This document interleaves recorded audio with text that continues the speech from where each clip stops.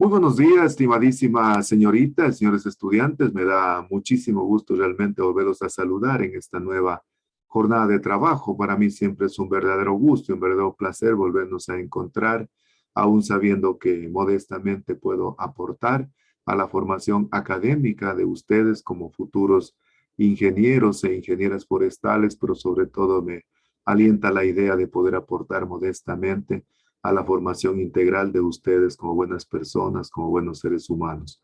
Yo soy un convencido de que una buena persona, un buen ser humano, se puede constituir en un extraordinario ingeniero e ingeniera forestal. Así que la más cordial bienvenida. Me voy a permitir entonces registrar la lista. Bien, señoritas y señores, Abrigo Paul. Buenos días, ingeniero. Abrigo Paul, buenos días, qué gusto saludarlo, bienvenido. Benítez John. Presente, ingeniero, buenos días. Buenos días, qué gusto saludarlo, bienvenido. Cárdenas Daniela. Buenos días, ingeniero. ¿Cómo está, Daniela? Buenos días, qué gusto saludarla, bienvenida. Chimbo María. Buenos días, ingeniero, presente. María, buenos días, qué gusto saludarla, bienvenida. Correa Jimmy. Presente, ingeniero, buenos días. Buenos días, qué gusto saludarlo, bienvenido. Cuenca Brian. Buenos días, ingeniero, presente. Buenos días, qué gusto saludarlo, bienvenido. Estrada Dayana. González César. ¿Cómo está, mi señor César? Buenos días, qué gusto saludarlo, bienvenido. Walan Sheni. Buenos días, ingeniero, presente. Buenos días, qué gusto saludarla, bienvenida, felicitaciones, fue la primerita que llegó al aula. Juela Kelvin. Ingeniero, presente. Señor Kelvin, buenos días, qué gusto saludarlo, bienvenido. Jumbo Juan. Presente. Buenos días, qué gusto saludarlo, bienvenido. Morocho Sali.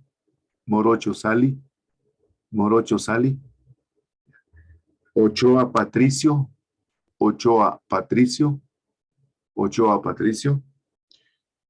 Pucha Isela Carlos. Presente, ingeniero, buenos días. Carlos, buenos días, qué gusto saludarlo, bienvenido. Quispe Mirka. Buenos días. Mirka, buenos días, qué gusto saludarla, bienvenido. Ramón Karina. Buenos días, ingeniero, presente. Buenos días, bienvenido. Rosales Mónica. Buenos días, presente. Mónica, buenos días, qué gusto saludarla, bienvenida. Sánchez Valeria. Buenos días, presente. Valeria, buenos días. Tenisela Oscar. Ingeniero, buenos días. Buenos días, qué gusto saludarlo, bienvenido. Valencia Evelyn. Presente, ingeniero, buenos días. Buenos días, qué gusto saludarla, bienvenida. Vera Richard. Buenos días. Buenos días, qué gusto saludarlo, bienvenido. Finalmente, Zúñiga Cintia. Buenos días, ingeniero, presente. Buenos días, qué gusto saludarla, bienvenida. Repitamos, Estrada Dayana. Morocho Sali. Y Ochoa Patricio. Bien, entonces una vez más, pues les reitero la más cordial bienvenida a esta nueva actividad académica del día de hoy. Entonces vamos a revisar la planificación académica de la asignatura. Fíjense cómo pasa el tiempo tan inexorablemente, prácticamente ya estamos finalizando el ciclo académico y por ende la asignatura. Prácticamente el día de hoy entonces vamos a impartir la última clase magistral relacionada con los teóricos de la asignatura de biotecnología forestal, con lo cual prácticamente estamos poniendo fin a los contenidos teóricos de la asignatura. Solo nos quedaría pendiente, analizar dos temas más que nos faltan del documento guía y con eso prácticamente estaríamos poniendo punto final a la asignatura, ¿no? En lo que tiene que ver con sus contenidos teóricos. Recuerden que está previsto la presentación del glosario. Entonces, prácticamente con la clase del día de hoy terminan ya los términos para el glosario. Les ruego por favor que vayan preparando ese documento. Recuerden que ese documento tiene que ser ya pasadito a limpio, tiene que estar de forma ordenado los términos alfabéticamente desde la letra A hasta la letra Z, tienen que estar numerados los términos de manera consecutiva, tienen que estar al final la bibliografía que ustedes han utilizado, sean los copiados de clase o tal vez algún otro documento que se sustentaron para poder presentar los términos, y el glosario tiene que ser presentado en formato digital, en Word, tiene que ser subido por cada uno de los estudiantes en el formato establecido. Esto es tipo folleto en un tipo de letra A5, ahí están las medidas ya, para que ustedes puedan presentar entonces el documento que va a constituir entonces el glosario de términos técnicos, ¿no?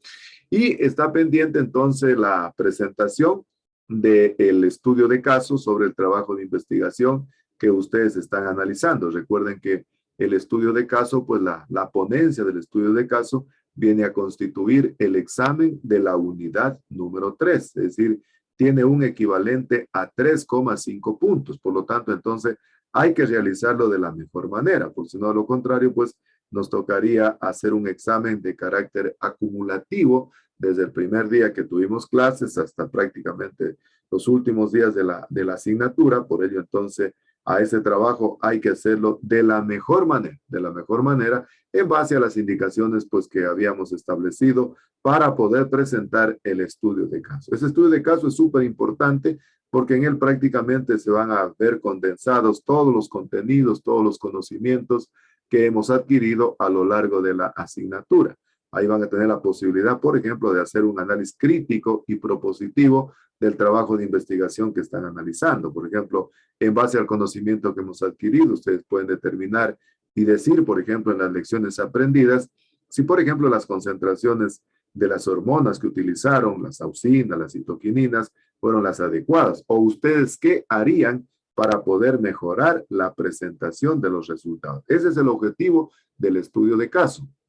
Cuando uno generalmente a nivel de profesional le piden que uno haga un estudio de caso, pues tiene que hacer un análisis constructivo. Es decir, primero analiza el tema que uno le han pedido que lo trabaje, que lo estudie, y luego se hacen algunas recomendaciones. Es decir, esas lecciones aprendidas son de fundamental importancia. Entonces, por ello, hay que tratar de presentarlo de la mejor manera, y luego entonces cada grupo, una vez que ya tiene su estudio de caso, cada estudiante sube 2 archivos, un archivo de Word y otro de PowerPoint. Recuerden que con esa presentación de PowerPoint prácticamente estamos terminando la presentación del ranking. Recuerden que el objetivo era tratar de por lo menos saltar 2 metros, ¿no?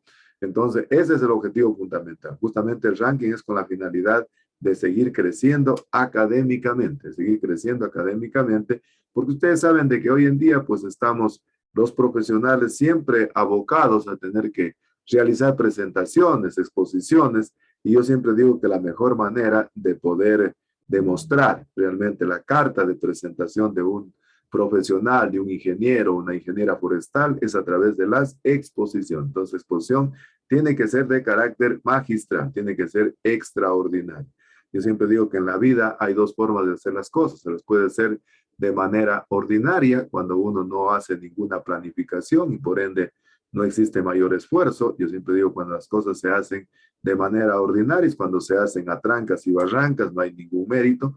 Pero cuando las cosas se hacen de manera extraordinaria, generalmente se hacen de manera planificada, de manera ordenada, en donde se demuestra toda la capacidad, toda la perseverancia, todo el talento de los estudiantes. Entonces el trabajo tiene que ser de manera extraordinaria. Una vez que tengan ustedes ya realizado el trabajo, ese trabajo lo vamos a presentar en 2 sesiones de trabajo.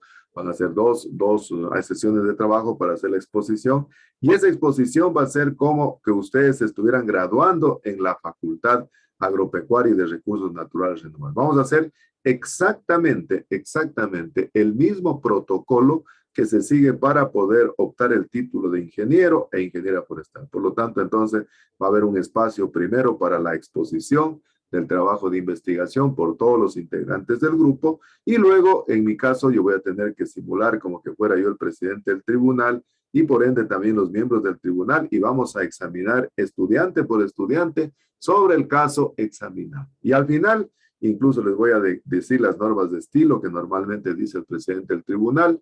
El presidente del tribunal, una vez que termine el trabajo de investigación, dice la República del Ecuador y por ende la Facultad Agropecuaria y de Recursos Naturales Renovables de la Universidad Nacional de Loja os concede el grado de ingeniero o ingeniera en ciencias forestales. Entonces, va a ser prácticamente como un acto real, un simulacro real de lo que constituye el proceso de graduación en la Facultad Agropecuaria. Por lo tanto, entonces, tenemos que prepararnos de la mejor forma. Hay que estudiar prácticamente todo lo de la asignatura, porque yo les voy a preguntar sobre las hormonas, sobre las auxinas, sobre las citoquininas, sobre las vitaminas, por qué realmente emplearon ese tipo de hormonas en cada trabajo de investigación.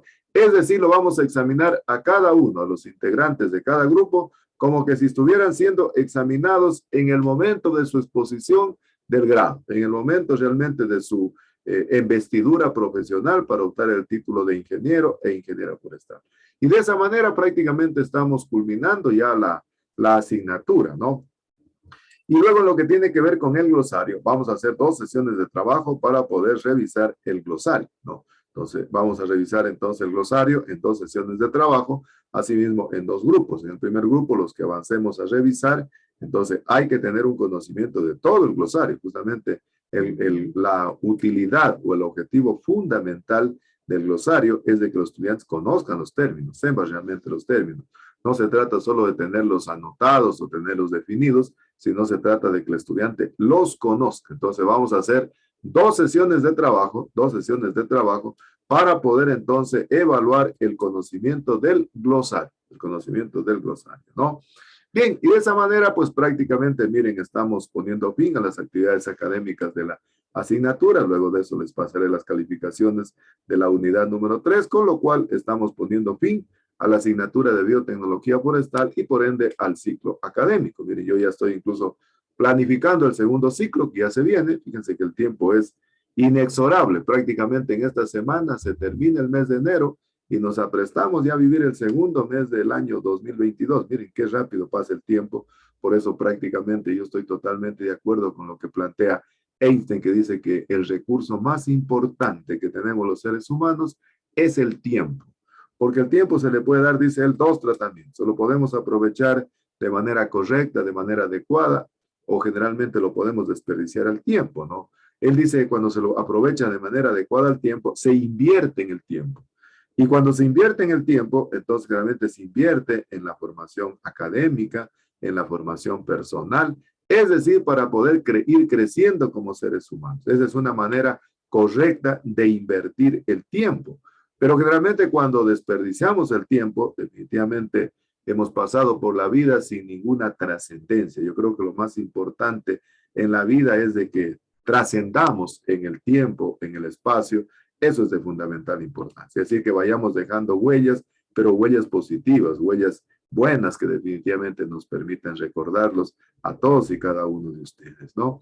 Y yo prácticamente aquí ya los veo, a los estudiantes de 7º ciclo de la carrera de Ingeniería Forestal y a los futuros ingenieros e ingenieras forestales, ¿no? Desempeñándose en las diferentes funciones del Estado, en las diferentes funciones públicas, privadas. Aquí veo a los futuros estudiantes, qué sé yo, ya formándose como profesores de la carrera de Ingeniería Forestal. Claro, ¿por qué no?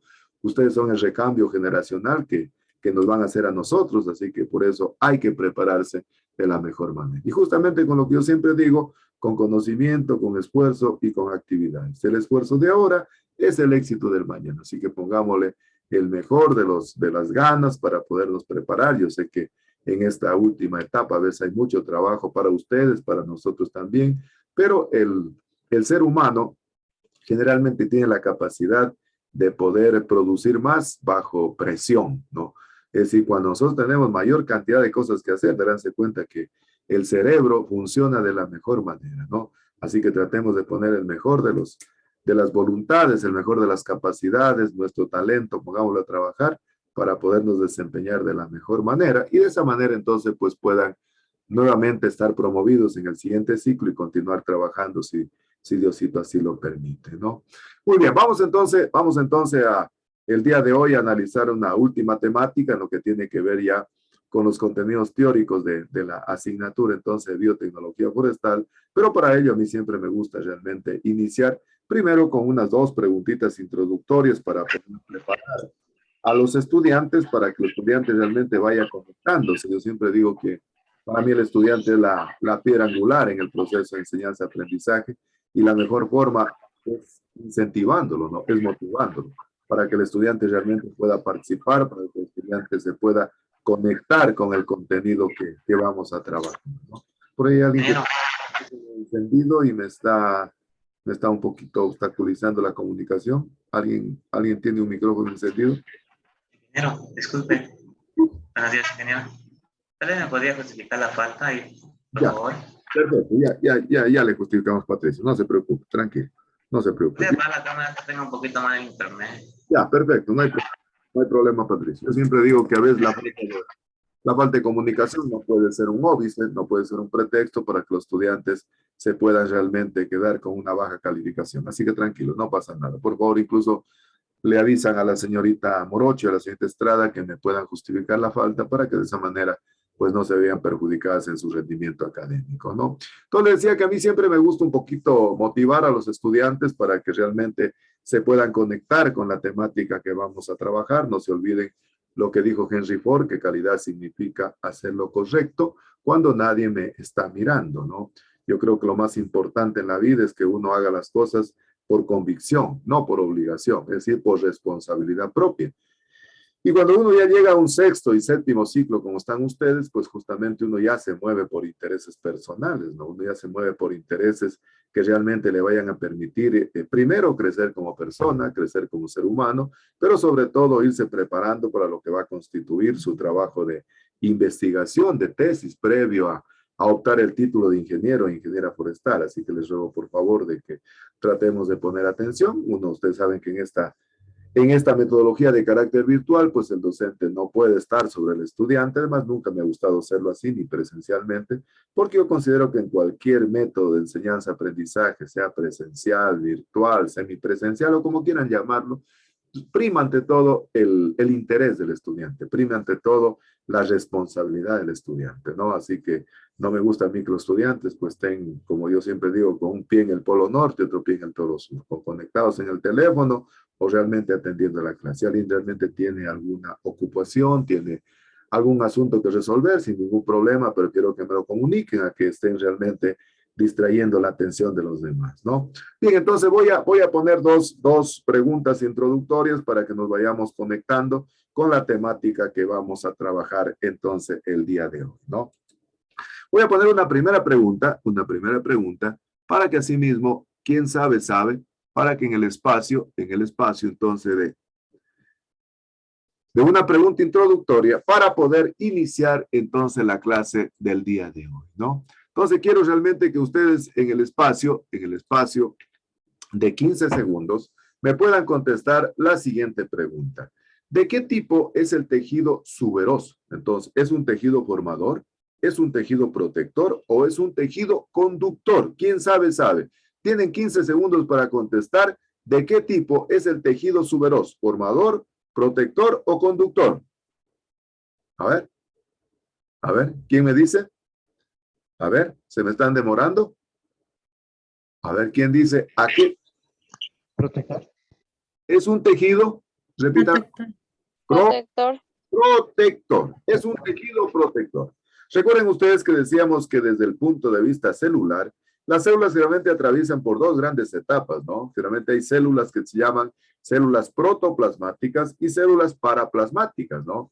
Las células protoplasmáticas son las células generalmente vivas, son las células que están conformadas especialmente por el citoplasma y el núcleo y son las que están en activa división celular. Por eso en ese tipo de células protoplasmáticas es donde existe una mayor actividad metabólica. Y decimos que a medida que la célula va subiendo en esa etapa de crecimiento, recuerden que decíamos que los vegetales van pasando por 3 etapas grandes del crecimiento, ¿no? Generalmente la etapa juvenil, la etapa de la madurez y la etapa de la senectud. Decimos realmente que la etapa juvenil es cuando las células se encuentran mayormente totipotentes, es decir, expresan un mayor crecimiento, están en la capacidad de poder expresar mayor crecimiento, porque sus células justamente son protoplasmáticas. Pero ya en la etapa de madurez, y se acentúa más en la etapa de senectud, las células comienzan a decrecer y entonces comienza a invadir en el interior de la célula el tejido suberoso, el suberocorcho, que hace generalmente que la célula se vuelva paraplasmática. Es decir, la célula prácticamente pierde esa capacidad vital y comienza entonces a formar un tejido protector. Ese tejido protector, desde el punto de vista, digamos, de la tecnología de la madera, viene a constituir la madera que forma entonces, en este caso, el árbol, ¿no? Entonces, el suberocorcho viene a constituir un tejido protector, que en algunas especies, como por ejemplo, en el caso de las mirtáceas, el caso del eucalipto, incluso el suberocorcho se desprende con la corteza, ¿no? Por eso viene a constituir incluso un tejido aislante, un tejido protector que libra a la planta tanto de los factores bióticos como de los factores abióticos. Muy bien. Vamos con la siguiente pregunta. Vamos con la siguiente pregunta, entonces, antes de iniciar la clase del día de hoy. Y entonces voy a poner otra pregunta introductoria, así mismo para que en el plazo de 15 segundos, quien sabe, me pueda decir la respuesta a la siguiente pregunta introductoria para poder iniciar la clase del día de hoy. La pregunta dice así: ¿a qué tipo de órgano corresponde la imagen? Tiene 15 segundos. ¿Corresponde a un órgano verdadero, a un órgano adverticio o a un órgano sexual? Ustedes están viendo aquí una imagen, tienen una imagen, y quiero entonces que ustedes me digan a qué tipo de órgano corresponde la imagen que ustedes están observando. ¿Quién sabe? Tienen 15 segundos para contestar. A ver, ¿a qué tipo de órgano corresponde? Adventicio. Adventicio. Corresponde a un órgano adventicio, ¿no es cierto? Ahí tenemos una hojita, ¿no? Que prácticamente ha formado raíz en el pedúnculo de la hoja, ¿no? Decimos claramente que un órgano adventicio es aquel que se forma en un lugar diferente a donde es habitual formarse. Normalmente los órganos verdaderos, como en el caso de la raíz que estamos observando en la imagen, se forman de la radícula, ¿no? De la radícula. Es decir, la radícula es la que permite la formación de las raíces que son de carácter pivotante, ¿no? Y luego de esa raíz pivotante comienzan a aparecer raíces secundarias, raíces terciarias, que en definitiva se denominan raíces fasciculadas, ¿no es cierto? Entonces, los órganos verdaderos, en el caso, por ejemplo, de la raíz, se forman de la radícula que está en el embrión. Y en el caso del tallo, ¿de dónde se forma? ¿De dónde se forma el caso del tallo? A ver, ¿de dónde se forma el tallo? ¿Quién me dice de dónde se forma el tallo? A ver. ¿El tallo? Del cuello de la planta. Sí, pero ¿cómo se llama? ¿De dónde se forma el tallo? A ver. ¿De dónde se forma el tallo? ¿Quién me dice? A ver. ¿El tallo? Imagínense, estudiantes del sexto ciclo de la carrera de Ingeniería Forestal han estudiado botánica, han estudiado fisiología, han estudiado bioquímica, han estudiado una cantidad de asignaturas, silvicultura. ¿De dónde se forma el tallo verdadero? A ver, ¿quién me dice? El tallo verdadero. La raíz, dijimos, se forma de la radícula que está en el embrión, ¿no es cierto? Y la radícula generalmente decimos que tiene un crecimiento geotropismo positivo. Y tiene un geotropismo positivo porque la raíz siempre tiende a irse en el mismo sentido de la gravedad.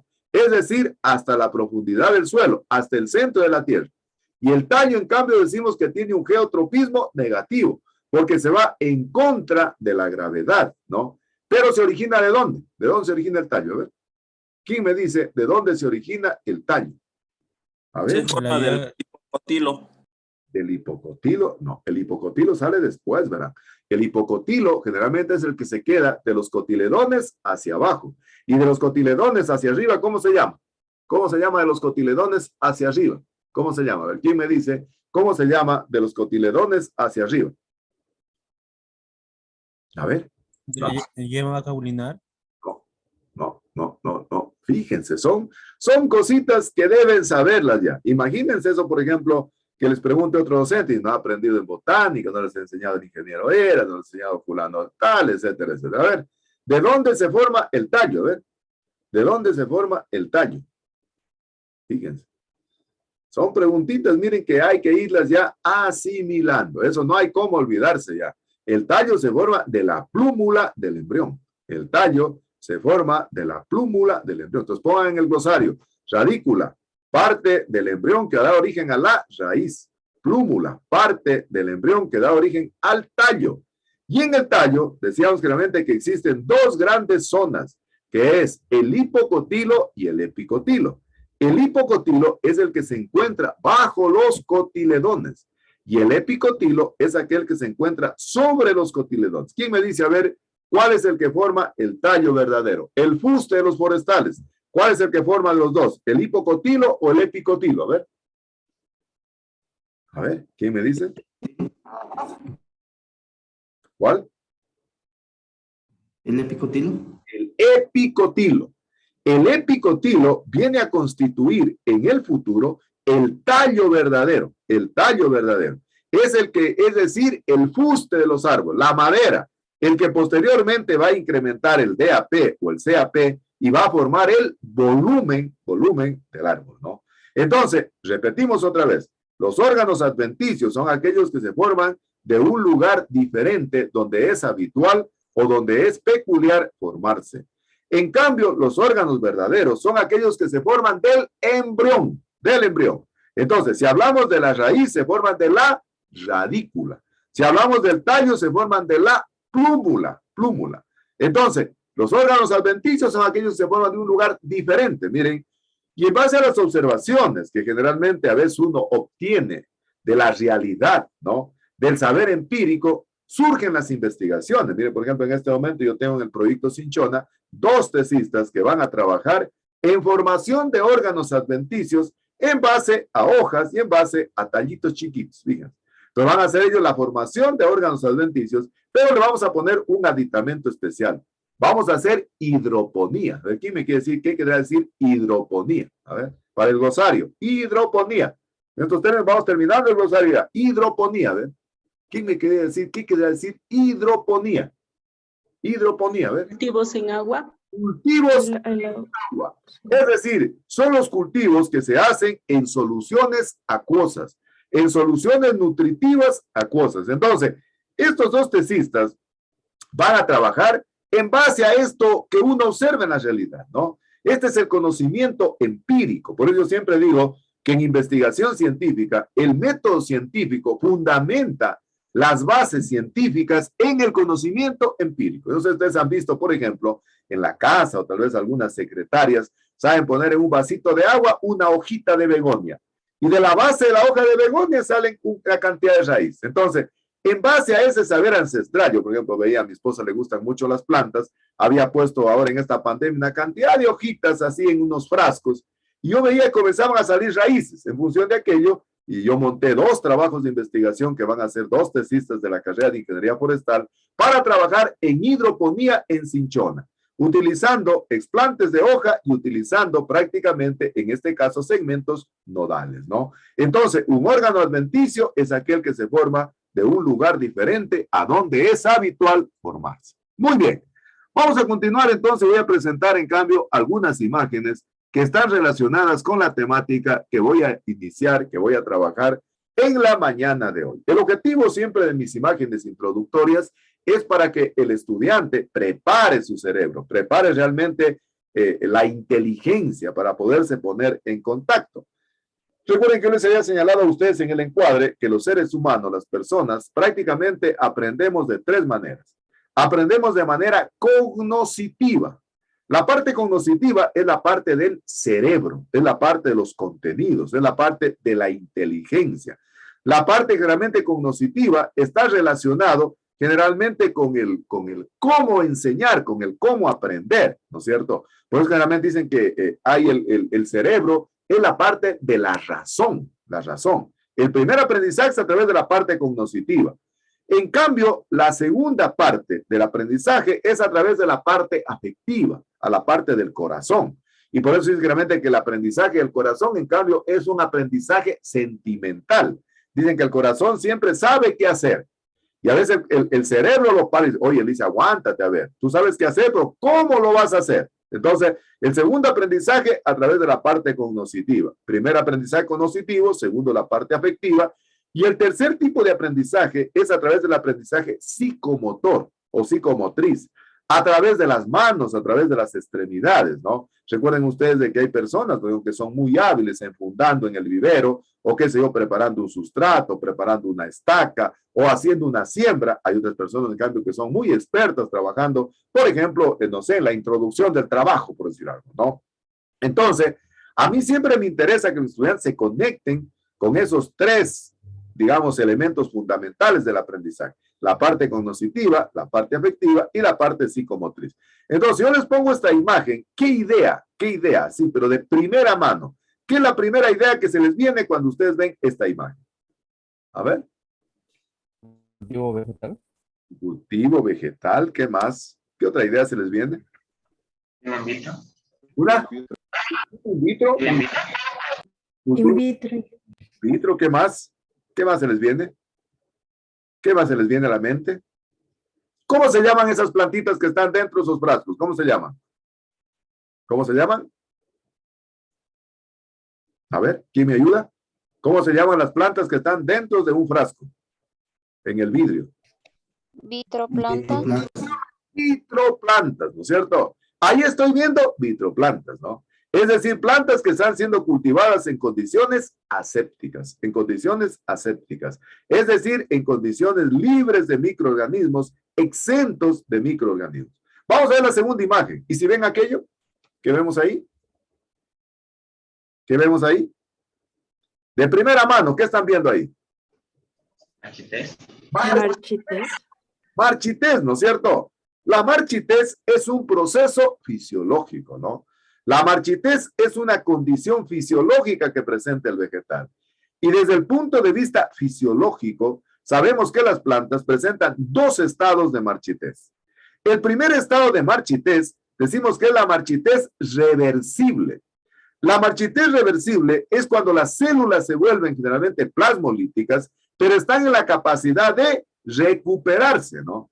Esto generalmente pasa a veces cuando uno tiene una plantita en una maceta en la casa y se olvida de regarla, no sé, 8 y 15 días, y después de 15 días que usted regresa del campo, regresa de sus vacaciones, se acuerda que hay que regarla, ¿no? Sus células se han vuelto plasmolíticas, es decir, han comenzado a deshidratarse, han comenzado a eliminar su contenido de humedad, y la célula entonces, como un globito de carnaval, se deshincha. Y usted llega a tiempo y la riega su plantita y la plantita se recupera. Decimos que estamos frente a un proceso de marchitez reversible para el glosario.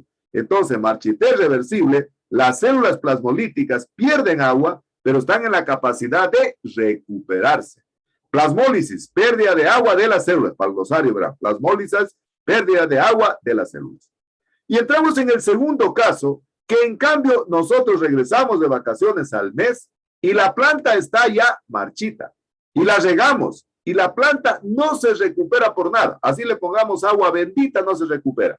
Está entrando la célula en un estado totalmente plasmolítico, de tal manera que sus paredes celulares se sueldan, se juntan íntimamente y ya no se vuelven generalmente a abrir. Es decir, la célula en el primer caso se volvió una célula turgente. Una célula turgente es aquella que está en la capacidad de poder nuevamente recuperar su estado inicial y comenzar a inhibirse de agua, comenzar realmente a absorber agua, si viven en una gran cantidad de agua. Ahí decimos que es una célula turgente y a eso le decimos turgencia celular. En cambio, acá entramos en un estado de marchitez irreversible. Pondrán en el glosario. Marchitez irreversible cuando las células llegan a un estado de plasmólisis que no pueden recuperarse. Es decir, ya no se vuelven a un estado generalmente turgente. Entonces, esta imagen nos demuestra, entonces, la marchitez reversible e irreversible. Y generalmente esta es la manifestación externa que experimenta el tejido. Pero internamente, lo que está pasando en las células es que la célula se está volviendo plasmolítica, ¿no? Y si vemos acá, ¿qué tenemos? A ver, ¿qué vemos ahí? ¿Qué vemos ahí? A ver. A ver, ¿qué estamos viendo ahí? Cultivo en invernadero. Cultivos en invernadero, muy bien. Estamos viendo ahí un fitocrom, ¿no es cierto? Estamos viendo ahí un un túnel, estamos viendo ahí un vivero. ¿Qué más están viendo ahí? A ver, ¿qué más está viendo? ¿Qué más estamos viendo? A ver, ayúdenme. ¿Qué serán plantas in vivo o in vitro? A ver. In vivo. ¿En vivo? In vivo. ¿Saben de qué especie esa plantita que está ahí? A ver, ¿alguien sabe? Me parece que creo que es de la teca. No. ¿O no? A ver, ¿qué será? A ver. ¿Qué será? Banano, ¿no? Guineo, ¿no? Guineo. Está dentro ya de un, qué sé yo, invernadero, en un invernadero, y estas son plantas in vivo, ¿no? Es decir, plantas que ya han logrado pasar el proceso de adaptación.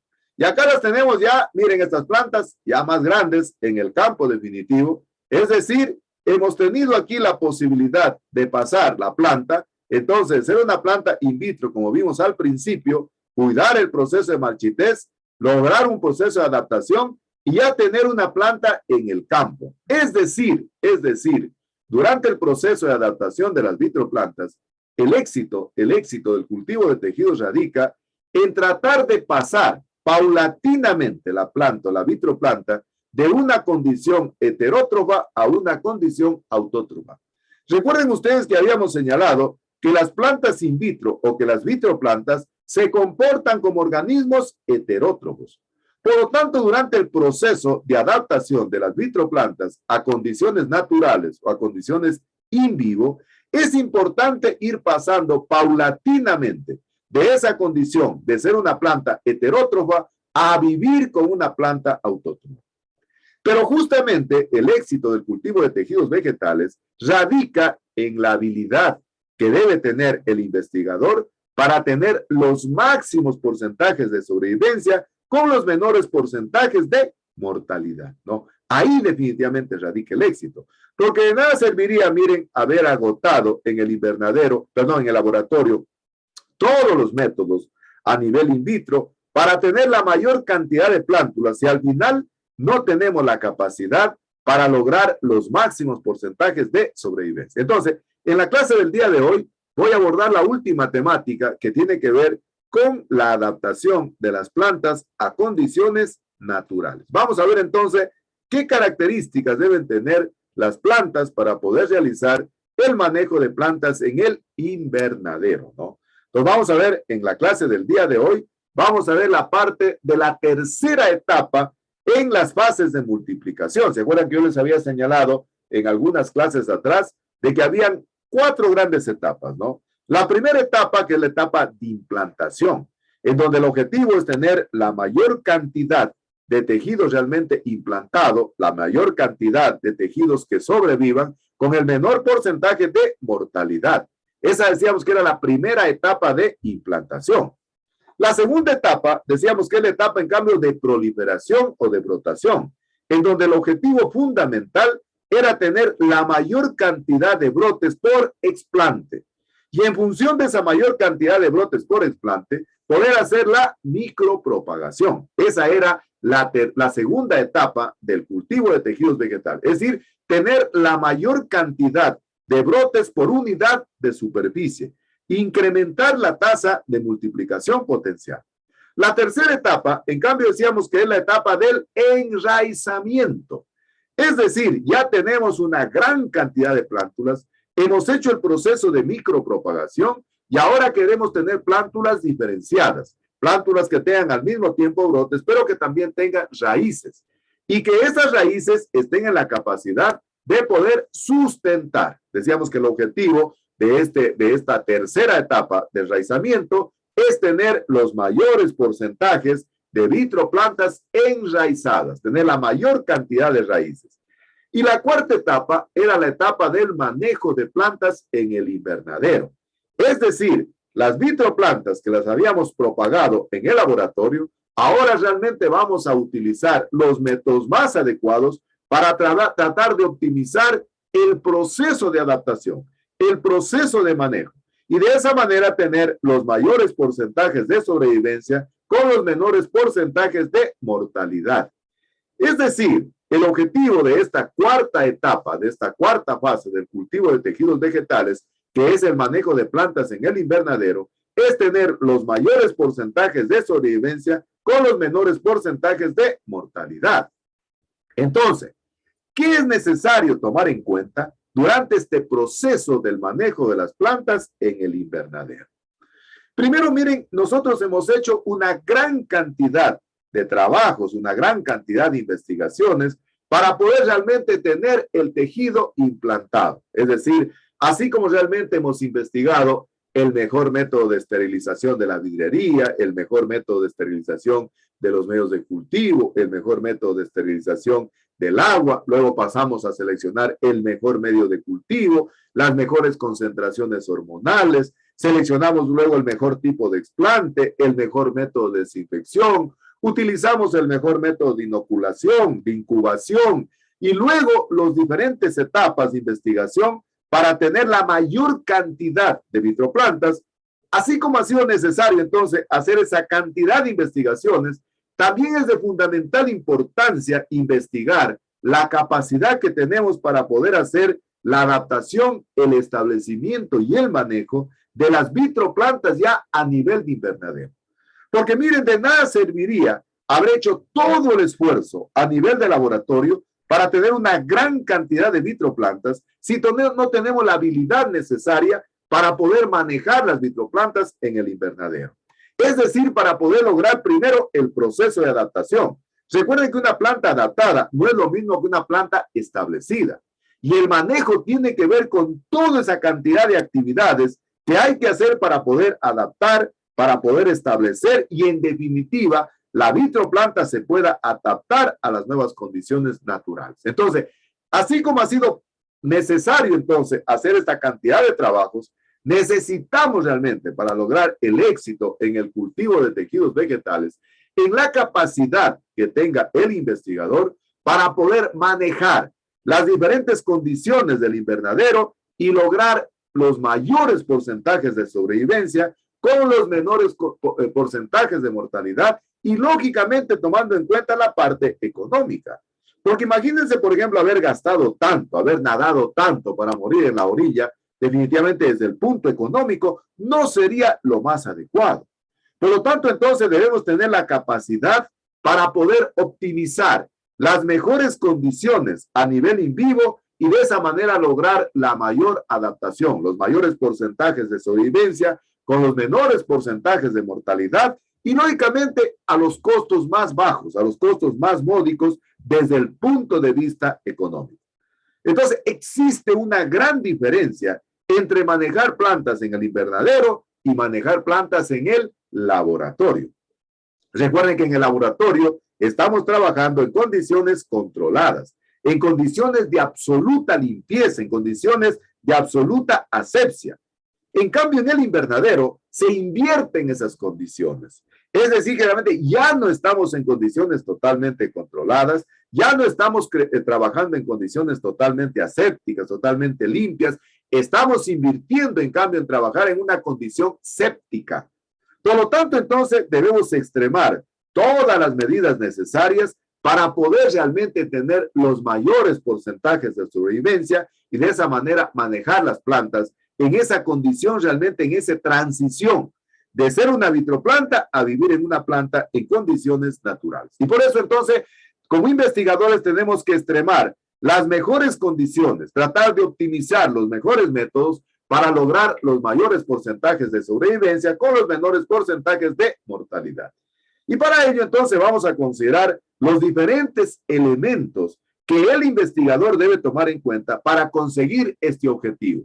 Es decir, de que la planta vaya pasando transitoriamente, vaya pasando por esa transición de ser una planta heterótrofa a vivir como una planta autótrofa. Vamos a ir analizando entonces cada una de esas etapas y lo vamos a ir haciendo utilizando algunos esquemas gráficos que nos permitan realmente graficar, que nos permitan realmente explicar las condiciones que hay que tomar en cuenta durante el proceso de adaptación. Por lo tanto, entonces, durante el manejo de las plantas en el invernadero, primero debemos conocer y tener claramente establecido cuáles son las características que reúnen las vitroplantas. porque ustedes saben que las características que tienen las vitroplantas son totalmente diferentes a las características que reúne una planta in vivo, una plántula en un invernadero, una plántula en un vivero. Por lo tanto, entonces, como investigadores, si queremos tener los máximos porcentajes de sobrevivencia, deberíamos considerar todos estos elementos. El segundo elemento fundamental, que es de fundamental importancia considerarlo, es el preacondicionamiento de las vitroplantas al trasplante. Vamos a ver todos los elementos que es de fundamental importancia utilizarlos previo al trasplante. Pero también es importante conocer el tipo de sustrato, es decir, en qué sustrato se adaptan de mejor manera las plantas, en qué sustrato se van a adaptar las plántulas cuando ya las he pasado a condiciones in vivo.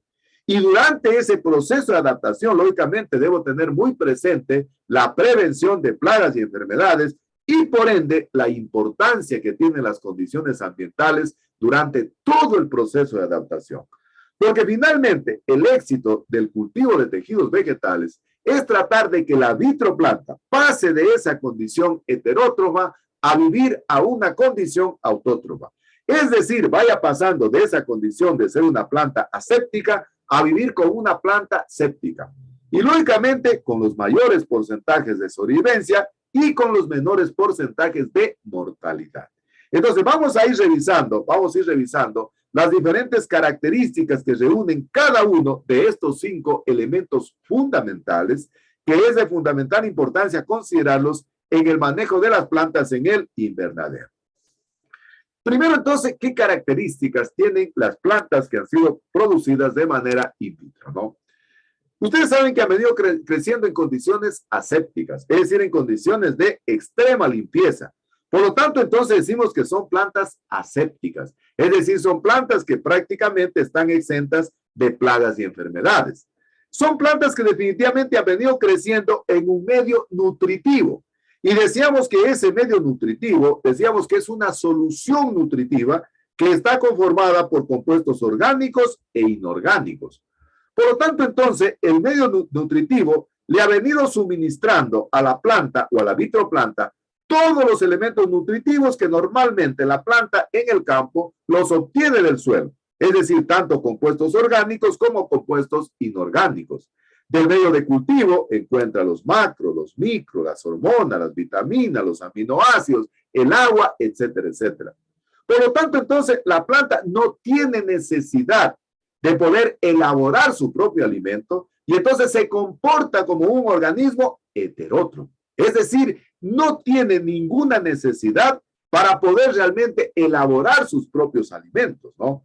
Es decir, se viene comportando. Verán que es diferente decir se comporta como un organismo heterótrofo a decir es un organismo heterótrofo, ¿no? Entonces, es diferente decir es un organismo heterótrofo o se comporta como un organismo heterótrofo. Más o menos yo siempre digo, si comparamos de manera patética, es cuando uno está estudiando, no trabaja, uno se comporta realmente como una persona que está siendo mantenida, ¿no? Pero eso no significa que va a ser todo el tiempo una persona mantenida. Significa que luego cuando empiece a trabajar, usted se va a volver una persona autoindependiente, ¿no? Entonces pasa exactamente igual con las vitroplantas. Entonces tienen un crecimiento o tienen un comportamiento heterótrofo. Por otro lado, en el interior del medio de cultivo encontramos básicamente un elevado contenido de humedad relativa. Básicamente encontramos un 100% de humedad relativa, porque en el interior del frasco incluso se comienza a generar una especie de una cámara húmeda. Darse cuenta que en los frascos, incluso en las paredes, comienza a haber sublimación de agua. Entonces, están presentes frente a un contenido de humedad muy elevado. Eso significa que las células son muy turgentes. Es decir, todo el tiempo están hinchadas en agua, están imbibidas en agua. Esa condición hace que las células sean células de empalizada, es decir, que tengan grandes espacios intercelulares, que almacenen una gran cantidad de agua. Por lo tanto, tampoco tienen necesidad de poderse preocupar por el mecanismo de abre y cierra del ostiolo. Es decir, incluso existe una bajísima frecuencia de estomas. Recuerden ustedes que los estomas son orgánulos que permiten el intercambio gaseoso con el medio externo de la planta. Los estomas generalmente se encuentran básicamente en las hojas, mayoritariamente en el en vez de las hojas, también se encuentran en las raíces. Y a través de los estomas, generalmente es como la planta toma contacto con el medio externo. Los estomas realmente están formados por células que decimos de forma arriñonada. Es decir, en el centro del estoma encontramos un orificio que se conoce con el nombre de ostiolo. Los pondrán en el glosario. El ostiolo realmente es el orificio por donde los estomas establecen contacto con el medio externo. A través del ostiolo realmente es que salen las sustancias de excreción. Recuerden que durante el metabolismo celular generalmente se producen sustancias de secreción y sustancias de excreción. Las sustancias de secreción son aquellas que se encuentran almacenadas o se quedan almacenadas en el interior del plasma celular, en el interior del protoplasma.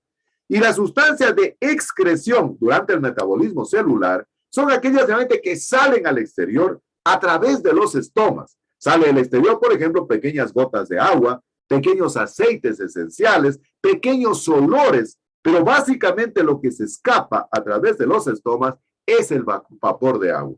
Pero en las plántulas que crecen en el campo, estos ostiolos están totalmente regularizados, están automatizados para permitir la salida de agua, cuando en el interior de la célula decíamos que existe una condición hipotónica.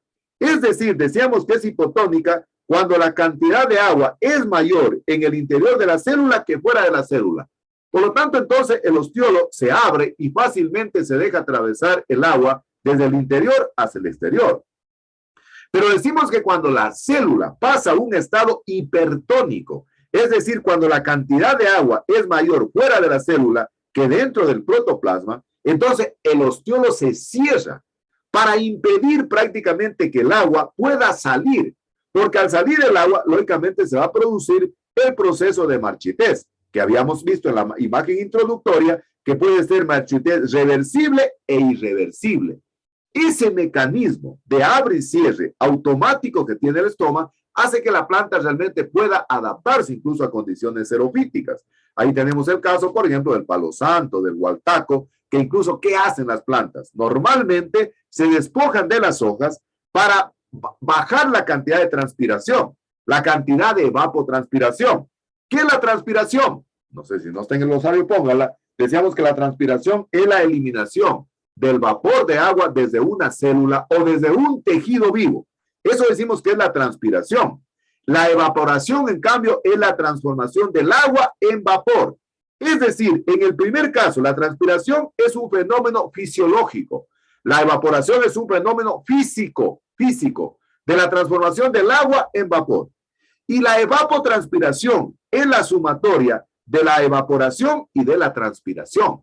Entonces, como existe básicamente una baja frecuencia de estomas, y además, como el ostiolo no tiene regulado todavía el mecanismo de abre y cierra, entonces realmente se puede fácilmente deshidratar la célula de la vitroplanta. Entonces, otro elemento a considerar, la cantidad de estomas. Es decir, la frecuencia de estomas es muy baja y por ende el mecanismo de abre y cierre del ostiolo todavía no ha adquirido esa habilidad para abrirse o cerrarse frente a una situación hipotónica o hipertónica.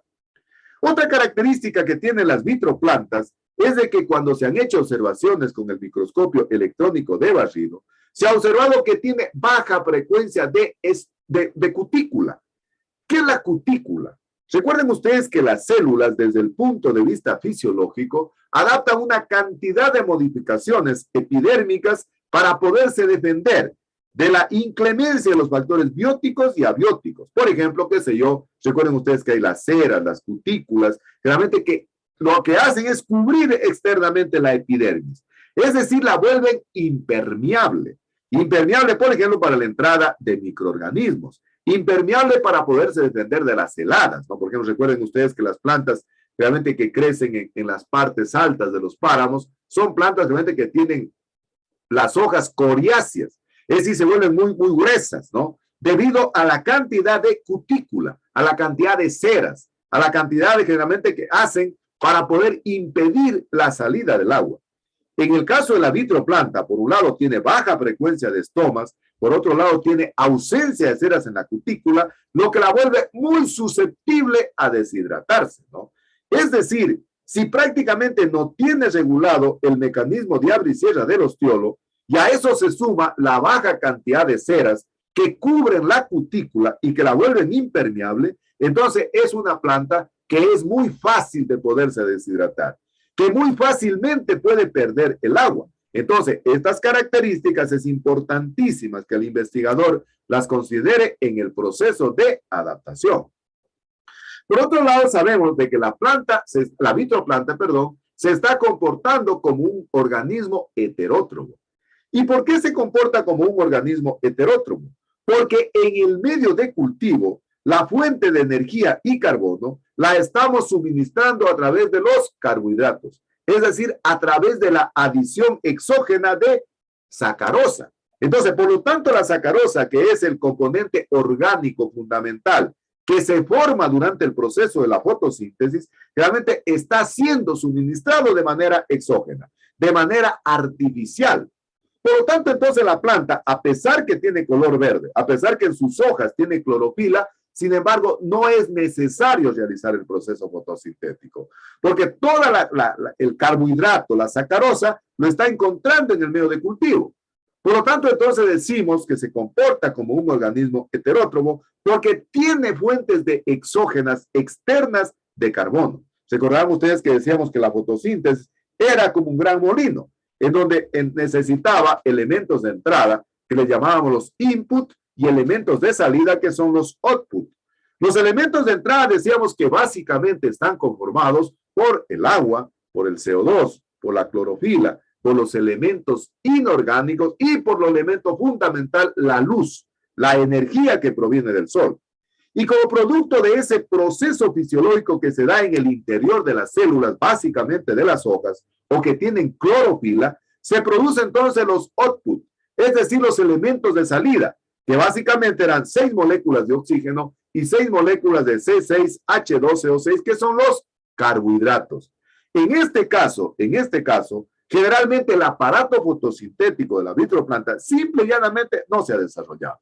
No necesita desarrollarse, porque encuentra todo, absolutamente todo, en el medio de cultivo. Es decir, puede ser que esté presente la clorofila, sus hojas son de color verde, pero su aparato fotosintético aún no está preparado para poder llevar adelante ese proceso del input y el output que hace ese gran molino que es la fotosíntesis, ¿no?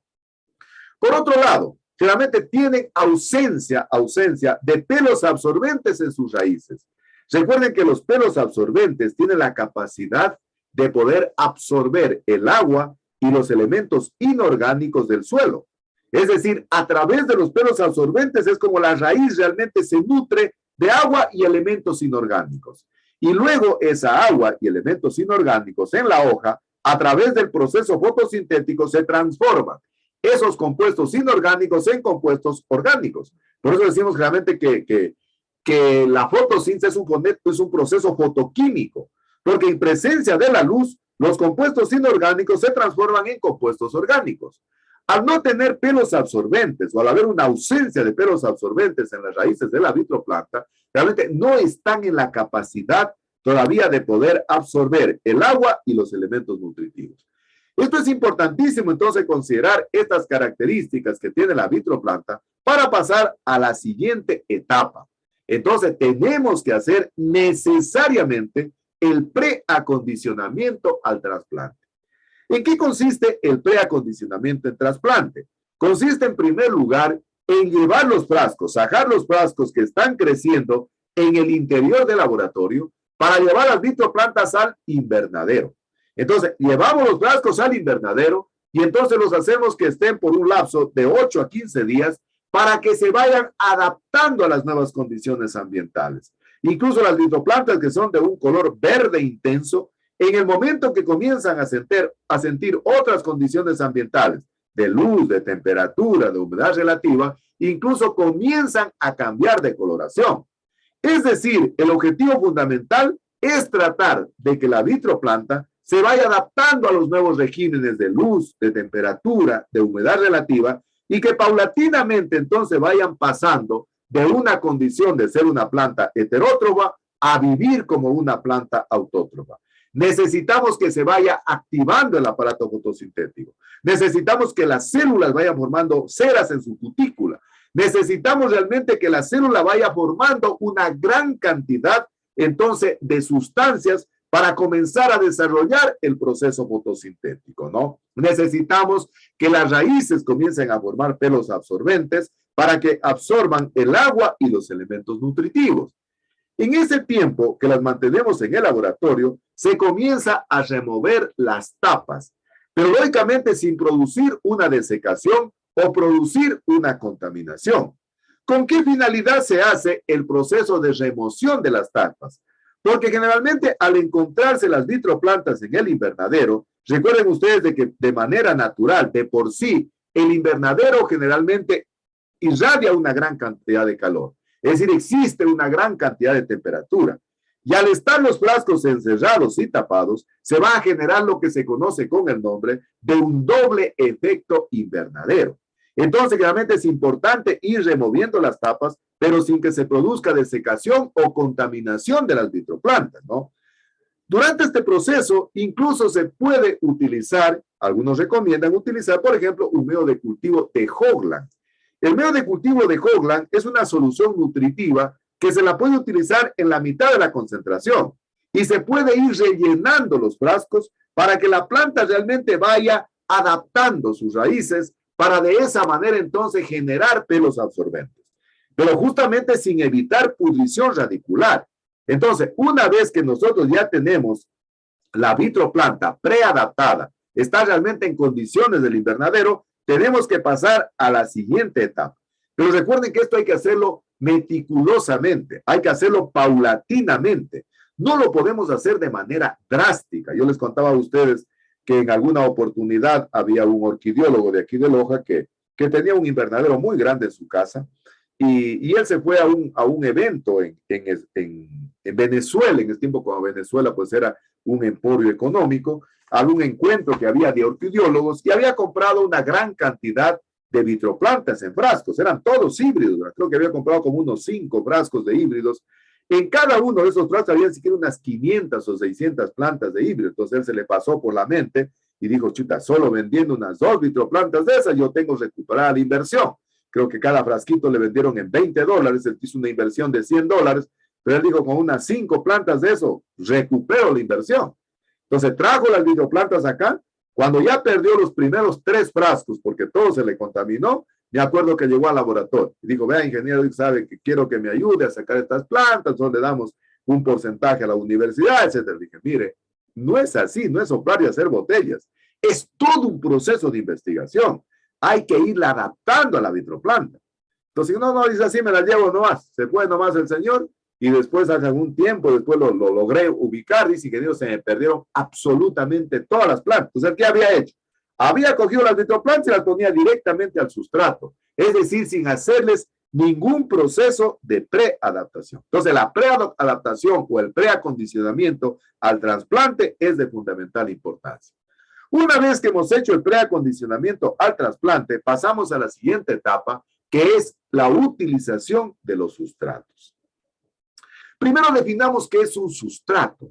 Un sustrato decimos claramente que es la mezcla de compuestos orgánicos o inorgánicos en diferentes proporciones, ¿no? Por ejemplo, en este momento tengo una estudiante de la carrera de Ingeniería Forestal de 8º ciclo que está haciendo su tesis, va a trabajar en TECA, que es justamente lo que me ha venido apoyando Jimmy y Sheni, ¿no? Entonces ella está preparando diferentes sustratos y justamente el día de ayer estábamos conversando y me mandaba ya algunas fotos. Está preparando, por ejemplo, tierra, está utilizando arena y está utilizando humus en diferentes proporciones. Entonces, el sustrato que se vaya a utilizar para la adaptación de las vitroplantas, pues debe cumplir esas mismas características del sustrato que se utiliza para poder hacer el trasplante in vivo. Es decir, debe tener una buena porosidad, es decir, la aireación es de fundamental importancia. ¿Por qué se pone arena en un sustrato? ¿Por qué se pone humus en un sustrato? Para generar porosidad, para dar un buen drenaje, para dar una buena aireación.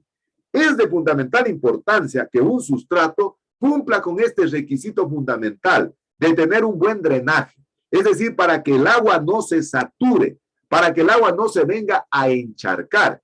Donde estamos un sustrato que tenga un buen drenaje, que tenga una buena porosidad, que tenga una buena aireación, que tenga un pH adecuado, ¿no? Recuerden ustedes que decíamos que los pHs muy ácidos o los pHs muy alcalinos realmente no son adecuados para las plantas, ya sea que sean in vivo o que sean in vitro. Y que el pH adecuado realmente es cuando esté un pH neutro, así que está entre 6 y 7. Entonces, tenemos que tratar de garantizar ese mismo pH. Ahora, es importante que los sustratos sean esterilizados, ¿no? Todo sustrato tiene que ser esterilizado, porque ustedes saben que en el interior de un sustrato, cuando se mezcla, por ejemplo, materia orgánica, se mezcla arena y se mezcla tierra, siempre van a ir microorganismos, van a ir esporas de hongos, de bacterias, y estas inmediatamente que sienten la aireación o que sienten la humedad, inmediatamente comienzan a proliferar.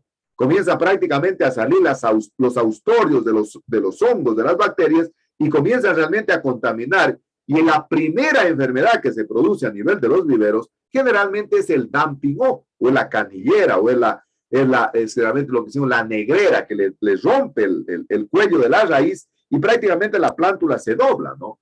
Entonces, debemos tratar de manejar la esterilización de los sustratos.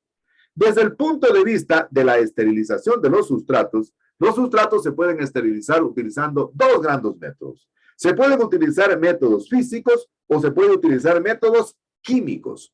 Los métodos físicos generalmente como cuando se hace utilizando, no sé, agua caliente, por ejemplo, para poder realmente remojar el sustrato y con esa agua tratar de eliminar los microorganismos que puede tener ese sustrato. O la otra forma, a través de calor. Por ejemplo, nosotros en el invernadero, en el proyecto, tenemos unas carretillas que son eléctricas. En las carretillas colocamos el sustrato y luego ponemos una cámara húmeda, un poco de agua, para poder elevar la temperatura y de esa manera hacemos la esterilización utilizando un método físico, ¿no? Pero también se pueden utilizar métodos químicos, ¿no? Utilizando diferentes productos, ¿no? Por ejemplo, Curadán, Terracloro, una gran cantidad de productos para poder esterilizar el sustrato. Una vez que hemos garantizado aquello, se puede incluso adicionar el regar el sustrato saturándolo con algunas sales nutritivas. Se lo puede saturar al sustrato, que se utilizando los nutrientes comerciales, por ejemplo, a base de nitrógeno, de fósforo, de potasio. Hoy en día existen muchos nutrientes comerciales, por ejemplo, hay el caso del Lumitron, hay el caso del Ergostin, hay el caso del Stimufol, que son nutrientes que son biofertilizantes, ¿verdad? Que se puede fertilizar el sustrato al mismo tiempo que se los riega, se está incrementando elementos nutritivos en el sustrato.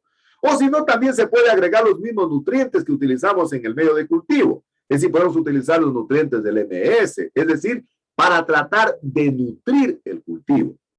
Y una vez que ya tenemos preparado el sustrato, entonces a continuación, sí, sacamos la vitroplanta del frasco, lavamos totalmente la raíz. Es importante no maltratar, no dañar la raíz, y para ello se puede utilizar agua tibia para tratar de lavar delicadamente la raíz y luego se coloca en el interior del sustrato. El sustrato ha sido esterilizado, el sustrato ha sido saturado incluso con alguna sal nutritiva y se pueden incluso utilizar, una vez que ya la planta ha sido sembrada en el sustrato, se puede regar utilizando fertilizantes foliares, ¿no? Es decir, se pueden utilizar incluso fertilizantes para de esa manera, al mismo tiempo que saturamos el sustrato, que los regamos a la planta, también entonces se impide la desecación, la deshidratación de los tejidos. Es decir, estamos nutriendo al tejido. Hoy en día hay una gran cantidad, miren, de bioestimulantes o de biofertilizantes que se pueden utilizar para poder rociar, en este caso, el área foliar. Entonces, por un lado, evitamos la deshidratación del tejido y por otro lado, entonces también estamos nutriendo a la planta, ¿no? Incluso durante esta etapa hay que tratar de cuidar de que la planta se deshidrate. Y para ello se puede utilizar una cámara húmeda. ¿Qué es una cámara húmeda? Una cámara húmeda, miren, es realmente una especie que se hace con plástico para poder generar alto contenido de humedad. Recuerden ustedes que las vitroplantas, cuando estaban creciendo en el laboratorio, estaban en presencia de una humedad relativa muy alta. Entonces, se puede hacer, nosotros, por ejemplo, tenemos un plástico, los colocamos al plástico, bajo ese plástico están las vitroplantas, y en el interior con una piseta rociamos el plástico para generar una cámara húmeda, ¿no? O si no tenemos eso, sobre la vitroplanta se pone un vasito, qué sé yo, de estos desechables plásticos y se lo pone humedecido. Es decir, el objetivo es tratar de mantener húmedo el ambiente y de esa manera impedir que se deshidraten las células, impedir que se deshidraten las vitroplantas, porque ya sabemos cuáles son las condiciones que tienen desde el punto de vista fisiológico las vitroplantas. Pues miren, la importancia que tiene la preparación del sustrato. Miren, no hay para qué realmente inventar el agua tibia, ¿no?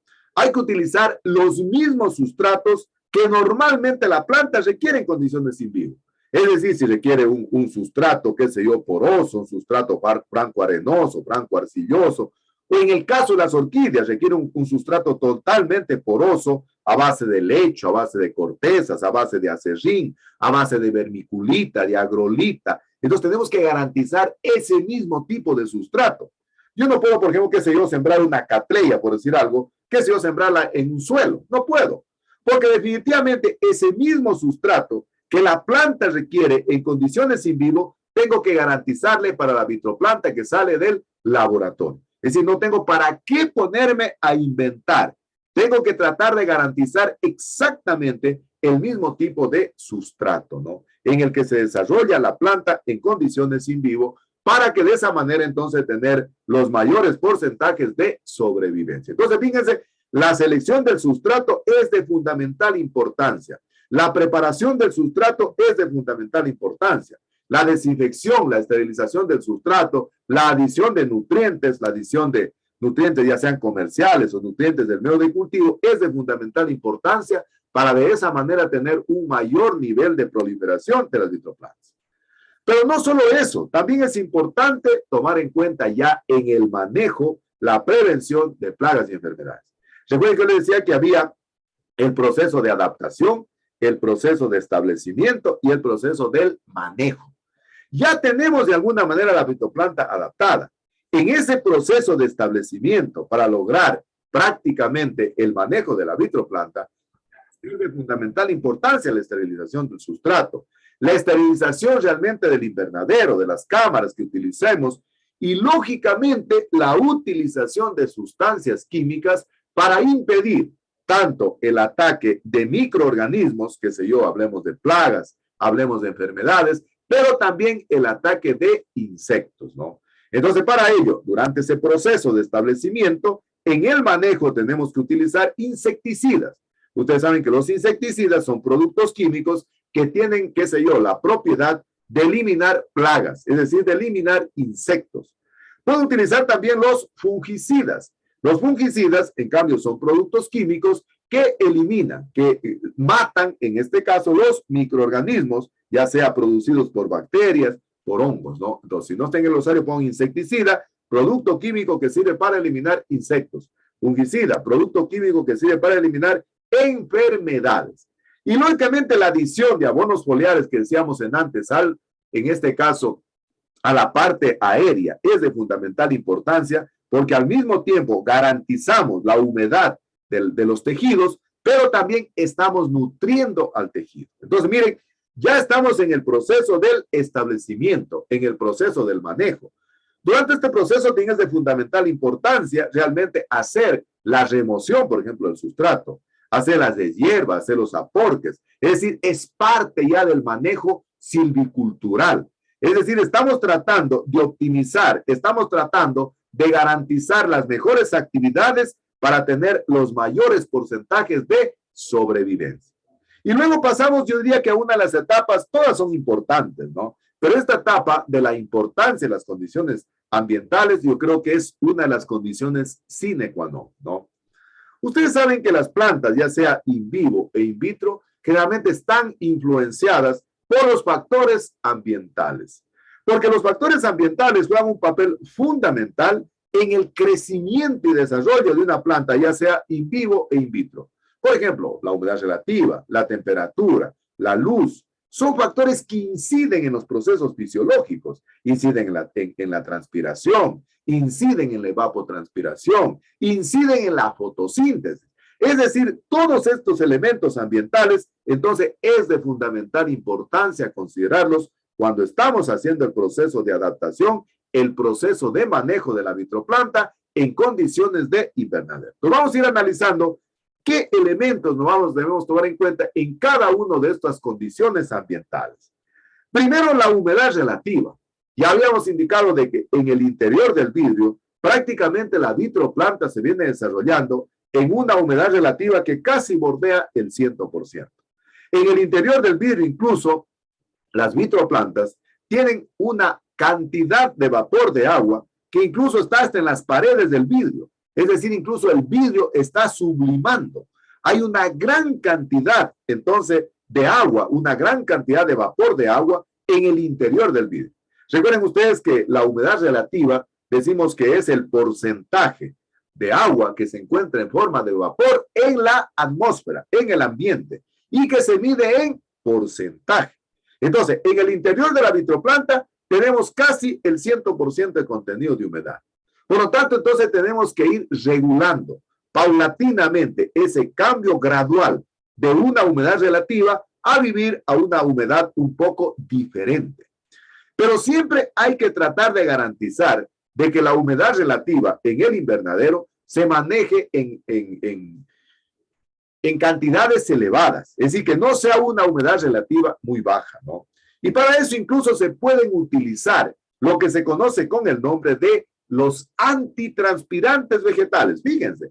Es decir, los vegetales también tienen antitranspirantes, ¿verdad? Por ejemplo, tenemos el acropol.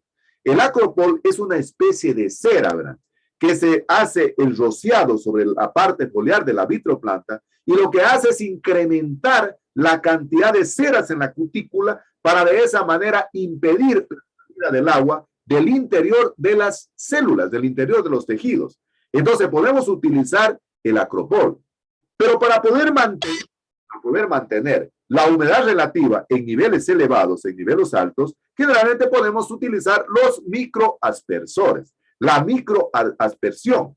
Pero lógicamente esta microaspersión también tiene un doble sentido, es decir, no se trata tampoco de tener totalmente humedecido el sustrato. Es decir, porque si yo humedezco mucho el sustrato, en cambio se pueden producir pudriciones radiculares. Porque al humedecer el sustrato, no solo incrementamos la cantidad de humedad, sino que también estamos incrementando la cantidad de CO2. Y al incrementar la cantidad de CO2, entonces las raíces de las plantas comienzan a morir.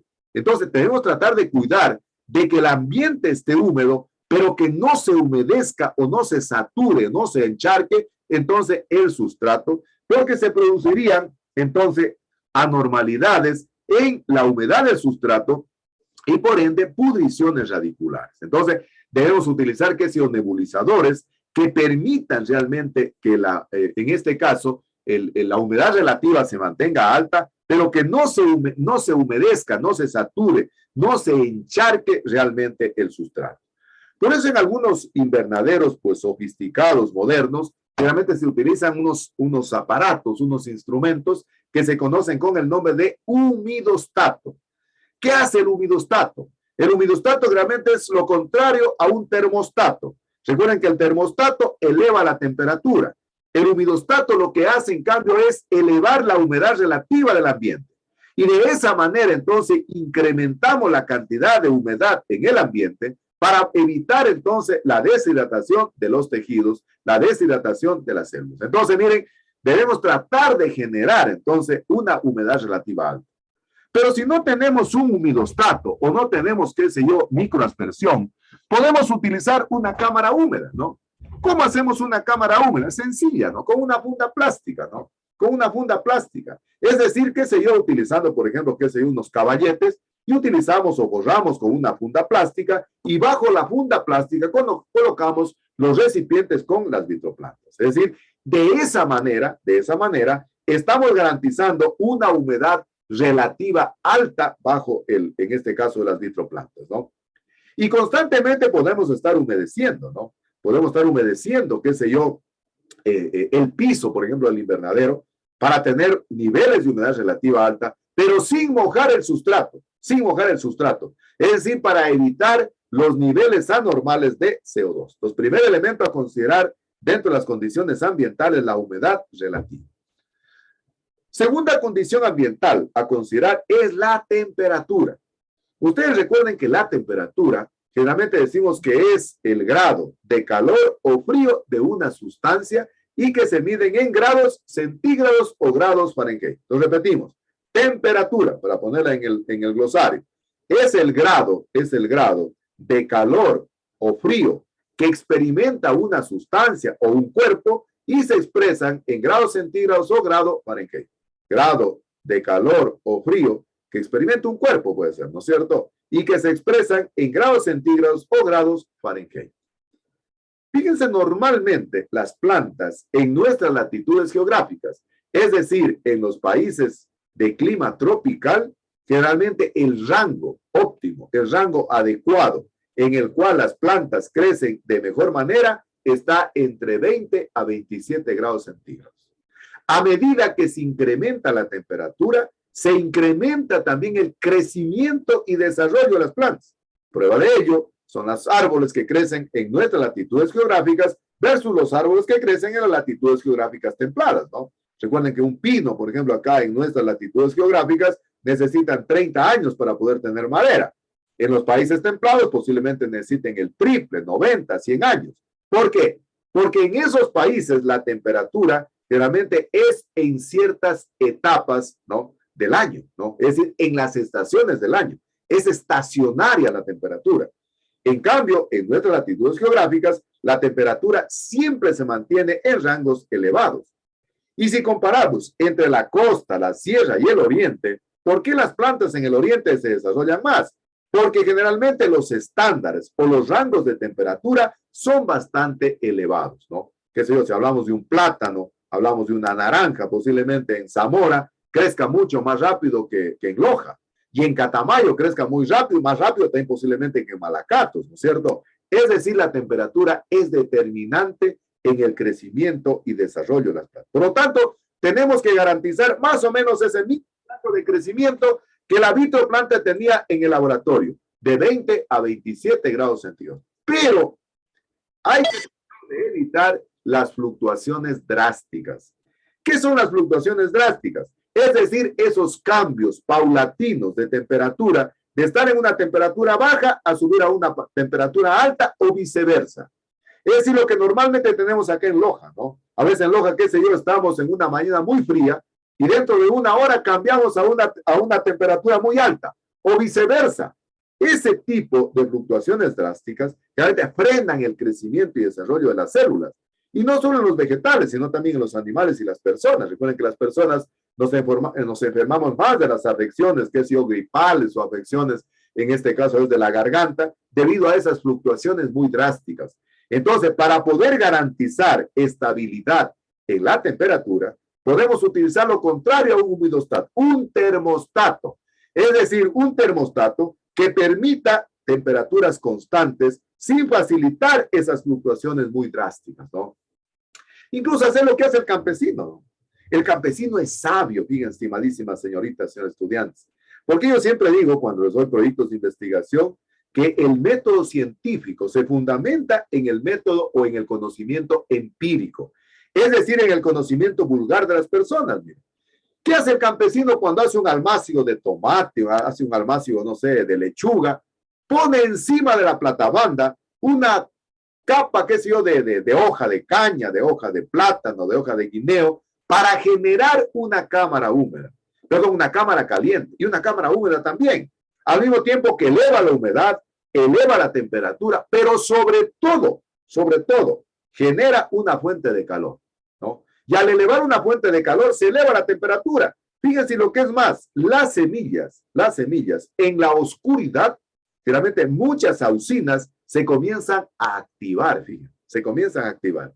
Yo ahorita con dos estudiantes de la carrera de Ingeniería Forestal estamos haciendo una tesis en luz y en oscuridad para ver dónde se forman más estructuras caliogénicas. Fíjense, ese conocimiento ancestral del campesino de generar una cámara caliente, nosotros lo estamos demostrando científicamente en el laboratorio. Las cámaras calientes, por un lado, elevan el contenido de humedad, elevan la temperatura, pero forman un clima luminoso oscuro que hace generalmente que las semillas puedan germinar. Entonces, para poder elevar la temperatura en el invernadero, podemos hacer una cama caliente. Así podemos poner, qué sé yo, un plástico, podemos poner algunas hojas para poder incrementar, entonces la temperatura a nivel de invernadero. Tenemos que tratar de evitar, entonces esas fluctuaciones muy drásticas. Y lógicamente, como decíamos antes en la humedad relativa, tenemos que tratar de mantener esos niveles elevados de humedad relativa para de esa manera impedir la deshidratación de los tejidos. Recuerden que lo que más estamos buscando, lo que más estamos cuidando es impedir que realmente se deshidraten los tejidos. Entonces, estamos tratando por un tiempo, por un momento determinado, de tener humedad relativa alta, de tener temperaturas altas, para de esa manera entonces generar un proceso de adaptación, un proceso de establecimiento mayor de las vitroplantas. Entonces, miren lo importante entonces que es la temperatura, lo importante que es la temperatura como una condición ambiental. Y el tercer elemento a considerar es la condición ambiental de la luz, ¿no? Recuerden cuando hablamos de luz, las plantas realmente necesitan dos factores fundamentales en la luz, la intensidad lumínica y el fotoperiodo. ¿Qué decimos que es la intensidad lumínica? Decimos que la intensidad lumínica es la cantidad de luz que se irradia sobre un tejido y que se mide en lux, L-U-X. Entonces, pongan ustedes ahí, intensidad lumínica en el glosario. Cantidad de luz que se irradia sobre un tejido y que se mide en lux. Recuerden ustedes que en el laboratorio se requería realmente una intensidad lumínica de 3.000 a 5.000 lux. Si nosotros damos esa misma intensidad lumínica en el invernadero, realmente las plantitas se nos van a desecar, se nos van a achicharrar, se nos van a quemar. Entonces tenemos que bajar la intensidad lumínica y generalmente garantizar, qué sé yo, de 1,5 kilolux o 1.500 lux de intensidad lumínica, para de esa manera entonces impedir la deshidratación de los tejidos. Entonces, en lo que tiene que ver con la intensidad lumínica, le bajamos de 3.000 a 5.000 lux a 1.500 lux, para de esa manera entonces impedir la deshidratación de las células. El segundo elemento fundamental cuando hablamos de la luz es el fotoperiodo. ¿Qué decimos que es el fotoperiodo? Decimos que el fotoperiodo es la duración de las horas luz y de las horas oscuridad. Nosotros en el proyecto de investigación Cinchona, que nos lograron aprobar ahora en la dirección de investigación, justamente estamos probando el efecto del fotoperiodo. Es decir, el trabajo de investigación que circunda en torno al proyecto de investigación Cinchona, todo lo estamos haciendo en base al fotoperiodo. Es decir, cómo el fotoperiodo incide, por ejemplo, en la formación de raíces, cómo el fotoperiodo incide en la formación de estructuras caliogénicas, cómo el fotoperiodo incide en la formación de estructuras de novo. Entonces, tengo algunos estudiantes que están trabajando en determinar el mejor fotoperiodo. Algunos están trabajando en total oscuridad y para eso están generando una cámara, en este caso oscura, utilizando fundas plásticas negras. No tenemos mayor infraestructura, pero hay que inventar. En investigación a veces hay que inventar un poco. Entonces los estudiantes han utilizado, qué sé yo, funda plástica negra o cartulina negra para generar total oscuridad, pero temperatura alta. Temperatura alta. O lo otro, el fotoperiodo, 16 horas luz, 8 horas de oscuridad. Recuerden ustedes que las vitroplantas estaban creciendo en el laboratorio con 16 horas luz y 8 horas de oscuridad. Esas mismas condiciones tenemos que tratar de garantizar en el invernadero. Recuerden que en nuestros países latinoamericanos o tropicales, básicamente tenemos un fotoperiodo 50% luz, 50% oscuridad. Tenemos tranquilamente 12 horas luz, 12 horas oscuridad. Eso garantiza que la planta crezca en mayor dimensión, porque realmente tiene un fotoperiodo que la está impulsando a hacer mayor actividad fotosintética. Recuerden que acá ya tratamos de que la planta vaya pasando de esa condición autótrofa a heterótrofa, es decir, para que vaya desarrollando el aparato fotosintético. Entonces, si tenemos 1.500 lux y tenemos 16 horas luz y 8 horas oscuridad, entonces estamos garantizando entonces que la planta comience a activar su aparato fotosintético, ¿no? No necesitamos que la luz le caiga de manera directa sobre la vitroplanta, porque si la luz le cae de manera directa sobre el follaje de la vitroplanta, que por sí ya es, qué sé yo, bastante debilitada, el hecho que sea una planta séptica no le da realmente la condición de ser una planta totalmente sana, totalmente limpia. Incluso puede ser más susceptible de enfermarse, más susceptible de deshidratarse. Entonces se puede generar una malla de sombreo. Y para las mallas de sombreo, hoy en día se acostumbra a utilizar los zaranes, ¿no? Es decir, esta especie de plástico negro que es agujereado para lograr realmente que la luz no caiga de manera directa sobre las vitroplantas. Pero si no tenemos un zarán, podemos hacer algo muy fácil, ¿no? Con el papel, yo me acuerdo que en alguna oportunidad teníamos que generar una mallita de sombreo, no teníamos para poderlo hacer. Entonces, ¿qué hicimos? Hicimos realmente con este papel periódico grande que hay, lo doblamos en 4 partes y cortamos con una tijera los vértices. Y luego entonces quedaron aperturados una gran cantidad de orificios y la luz caía a las vitroplantas de manera diferenciada. Entonces, el objetivo es tratar de generar una malla de sombreo para que la luz no caiga directamente sobre el follaje y de esa manera deshidratar el tejido. Entonces, miren lo importante de tener humedad relativa alta, de tener temperatura alta, 20 a 27 grados centígrados, humedad relativa 100%, pero garantizar una intensidad lumínica baja, 1500 lux o 1,5 kilolux, y tener el mismo fotoperiodo, es decir, de 16 horas luz y 8 horas de oscuridad, con la finalidad de inducir, de acelerar el proceso de la fotosíntesis. Es decir, para que la vitroplanta definitivamente vaya cambiando de esa condición heterótrofa a una condición autótrofa. Es decir, todo ese aparato fotosintético que hasta el día de hoy ha permanecido realmente inmovilizado, inactivo, se comience a activar. Miren entonces la importancia de manejar las condiciones ambientales. Finalmente, el éxito del cultivo de tejidos vegetales radica en la capacidad que debe tener el investigador para poder pasar, que las vitroplantas vayan pasando de esa condición fisiológica de ser una planta heterótrofa a una planta autótrofa, ¿no? Pero con los mayores porcentajes de sobrevivencia y los menores porcentajes de mortalidad, pero a bajo costo, ¿no?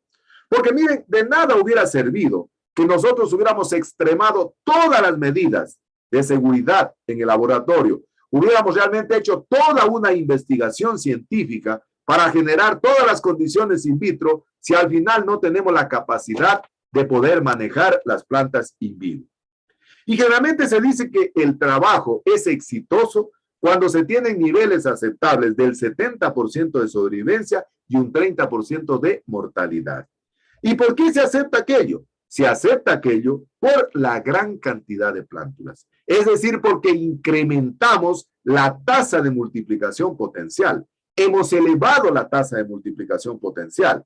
Entonces, al elevar la tasa de multiplicación potencial, se justifica plenamente, entonces, que de 100 plántulas, 70 lleguen a ser plantas, qué sé yo, adultas para poderlas llevar al campo definitivo y 30 se nos hayan muerto en ese proceso de deshidratación, en ese proceso posiblemente de pudrición radicular.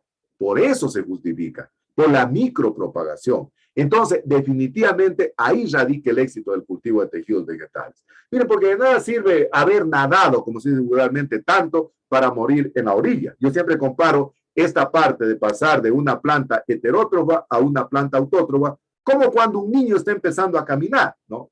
Cuando el niño está empezando a caminar, hay que cogerlo poquito a poco para que vaya dando sus primeros pasitos, sus primeros pininos. Si yo lo suelto, el niño se va a caer. Va a pasar exactamente igual acá con la vitroplanta. Si yo de una la saco, como así este orquidiólogo, de sacarla directamente al invernadero, se va a morir. Entonces tengo que poquito a poco irle dando la manito, soltándolo poco a poco, hasta que el niño empieza a caminar. Una vez que el niño empieza a caminar, pues ya se va solito. Igual acá, una vez que la vitroplanta logró pasar de esa condición de heterótrofa a una condición autótrofa, ahora sí la podemos llevar al campo definitivo y de esa manera adaptarse totalmente para continuar con el proceso del manejo. Entonces, definitivamente, ahí radica el éxito del cultivo de tejidos vegetales cuando podemos pasar a la vitroplanta de esa condición heterótrofa a vivir con una condición autótrofa, pero con los mayores porcentajes de sobrevivencia y menores porcentajes de mortalidad y a bajo costo. Bien, hasta ahí entonces ponemos punto final a los contenidos teóricos de la asignatura, y entonces nos aprestamos ya para poder cumplir con las actividades prácticas y de investigación que nos quedan por hacer. No sé si tal vez tienen alguna pregunta, alguna duda, alguna observación al respecto, por favor. Antes de terminar la clase. ¿Está claro? ¿Está claro? Sí, ingeniero. Perfecto, muy bien. Les ruego, por favor, Valeria, que les avise a la señorita Estrada y Sally que, por favor, me justifiquen la falta para que de esa manera no se pueda perjudicar en su rendimiento académico. Mi estimada Valeria, ¿sí me escuchó? Sí, ingeniero. Muchísimas gracias. Bien, entonces, estimadísimas señoritas, señores estudiantes, permítanme una vez más agradecerles a ustedes por el privilegio que me brindan de llegar a sus vidas, llegar a sus hogares con un mensaje para poder incidir modestamente en la formación académica de ustedes como futuros ingenieros e ingenieras forestales, pero sobre todo me alienta la idea de poder incidir modestamente en la formación integral de ustedes como buenas personas, como buenos seres humanos. Fíjense, este fin de semana estaba conversando con mi mamá un ratito y le decía que definitivamente soy bendecido por Diosito de tener estudiantes maravillosos como ustedes, tener talentos humanos como ustedes, que me permiten trabajar en una época tan complicada y tan difícil como ha sido esta pandemia, ¿no? Qué complicado, qué difícil que ha sido para nosotros y gracias, realmente, gracias a ustedes he podido tener trabajito y les digo sinceramente que eso me alienta a que cada vez primero ayude, contribuye un poquito a la formación modesta de ustedes como ingenieros e ingenieras forestales. Cada día me preparo de la mejor manera para poder estar a la altura de lo que ustedes exigen, porque para mí mis estudiantes son lo más grande que hay en el proceso de enseñanza-aprendizaje, los respeto y los considero en el más altísimo nivel, pero sobre todo me interesa que sean buenas personas, buenos seres humanos. Fíjense, no sé si ustedes han visto las noticias de este fin de semana. Fíjense, dice que este fin de semana en Guayaquil, en 3 días, prácticamente hubieron más de 20 muertos. Fíjense, 20 personas. O sea, estamos llegando a un nivel de desvalorización de la vida. Fíjense, la vida que uno la cuida tanto, que uno la atesora tanto. Hay gente que definitivamente prácticamente la ve de otra forma y la ve como que la vida no significa absolutamente nada. Y créanme que por eso es mi deseo, mi inquietud de poder incidir en ustedes, porque ustedes están jovencitos, ¿verdad? Y ustedes van a incidir mucho en otros seres humanos, en otras personas, para poder ser buenos seres humanos, buenas personas. Fíjense, hoy en día requerimos de buenas personas, requerimos de buenos seres humanos. Qué lindo que es una vida profesional encontrarse con ingenieros e ingenieras forestales que son extraordinarios profesionales, se han logrado formar desde el punto de vista académico, tienen los más altos títulos académicos a nivel de maestría, de doctorado, de post-PhD incluso, pero qué hermoso saber que siguen siendo las mismas personas, que siguen siendo esas personas sencillas, humildes, empáticas, que se ponen en los pies de los demás, que siguen considerando realmente a su familia como lo más importante que existe sobre la faz de la tierra. Yo creo que hemos perdido realmente la dimensión de la familia, ¿verdad? Hemos perdido realmente esa perspectiva de la importancia que tiene la familia como ese núcleo fundamental de la sociedad. Y por eso tanta violencia. Y por eso creamos que me anima a que mis estudiantes se conviertan en extraordinarios ingenieros e ingenieras forestales, pero que sobre todo se consideren y se crean para formarse como magníficas personas, como magníficos seres humanos, muy empáticas, que se pongan en el puesto de los demás, que valoren a los demás, que realmente consideren a los demás, que antes de decir algo piensen en los demás, pero que sobre todo también tengan presentes sus sueños, sus aspiraciones, que luchen por ellos, que sigan hacia adelante, pero sin pensar que el éxito sube por ascensor, que el éxito sube por la escalera poquito a poquito, con ese conocimiento, con ese esfuerzo, con esas actividades. El esfuerzo de ahora es el éxito, chicos, de mañana. Créanmelo, que el esfuerzo de ahora es el éxito del mañana. Pero siempre de la mano de la familia, que es lo más importante. Nunca me olvido de esta frase que dice que la familia es una verdadera bendición. Es lo más grande que podemos tener los seres humanos.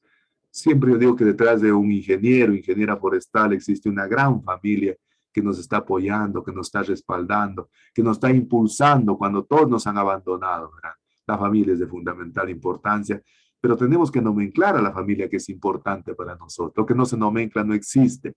Todo es circunstancial en la vida, llega, sucede y pasa.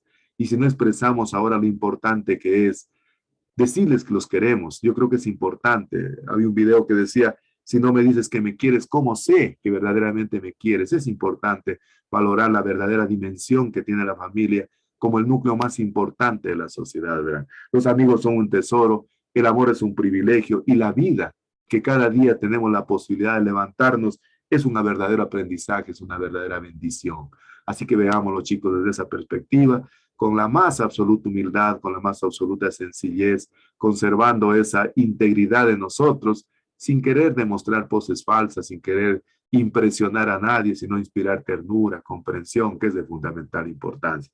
Yo siempre digo de que no hagamos efectiva esa frase fea de Ana Frank que dice que los muertos reciben más flores que los vivos porque el remordimiento es más duro, es más grande que la gratitud. Así que valoremos definitivamente lo que tenemos y no nos olvidemos que lo bueno nunca es fácil y lo fácil nunca es bueno. Así que les deseo que tengan una extraordinaria semana, no ordinaria, extraordinaria semana en el plano personal, en el plano académico y en el plano familiar. Recuerden que esta pandemia está entrando en una categoría, dicen que hay 3 niveles en una enfermedad, ¿verdad? Epidemia, pandemia y endemia. Dicen que la epidemia es cuando realmente afecta a un conglomerado social determinado, pero que es pasajera una epidemia. Una pandemia es cuando trasciende fronteras y generalmente afecta a un conglomerado social más grande, a nivel mundial, a nivel planeta, a nivel incluso continental. Y una endemia es cuando realmente esa pandemia se vuelve incluso comunitaria, lo que realmente estamos viviendo ahora. Así que si nos cuidamos ahora, cuidamos también a nuestras familias. Les deseo que tengan una semana extraordinaria, que les vaya muy bien. Y si Dios lo permite, nos vemos, Dios mediante, en la próxima clase. Que les vaya muy bien. Hasta luego, que estén muy bien. Hasta luego, ingeniero. Hasta luego, ingeniero. Gracias.